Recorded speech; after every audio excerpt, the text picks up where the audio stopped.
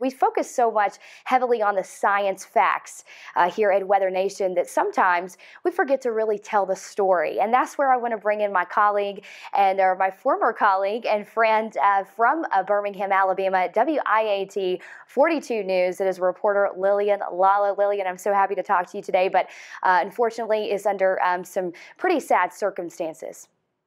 Oh, yeah, absolutely, Mary. And, covering tornadoes, it never gets easy. From the time when we used to cover them together at our past stations, then today, it's just as sad as ever. They're all unique and they're all different and they all affect people.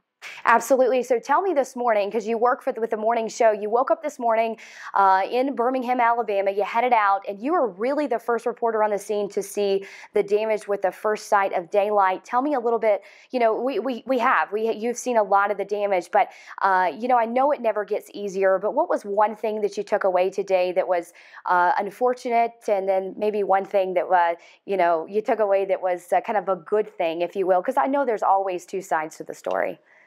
Oh, absolutely. I 100% agree.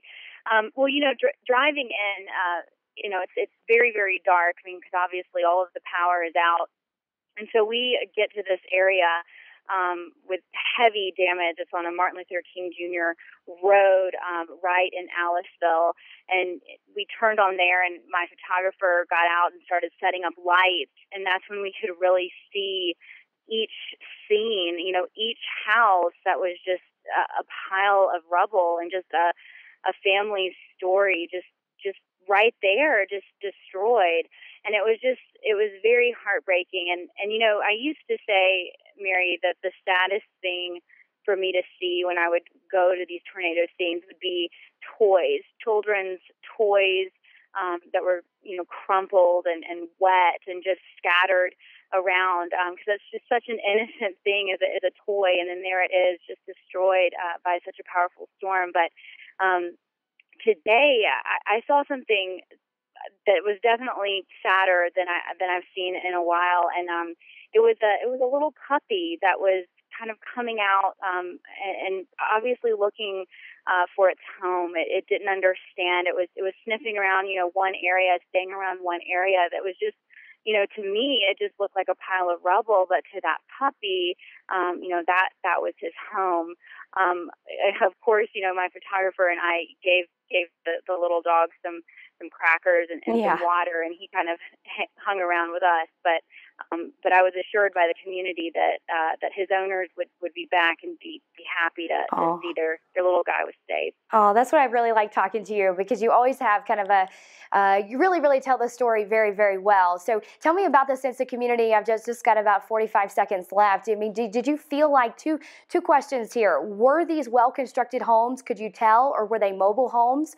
And what kind of community, was this kind of a densely little populated area? It's a very small town, and they're very tightly connected. They say everyone knows everyone, and there's a very good sense of community. It was a mixture of mobile homes, but the people there tell me that they're gonna get through this.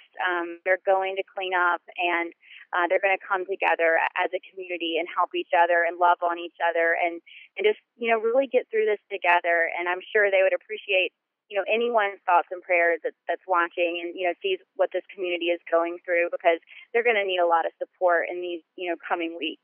Absolutely. Lillian, thank you so much for being with me today. It's not only great to talk to you, but it's great for our viewers to get your perspective as well. You tell the story so well, and we'll certainly be checking back in with you. That was Lillian Lalo from WIAT 42 News with us there in Birmingham, Alabama, reporting on the tornado damage that we did see across portions of central and southern Alabama.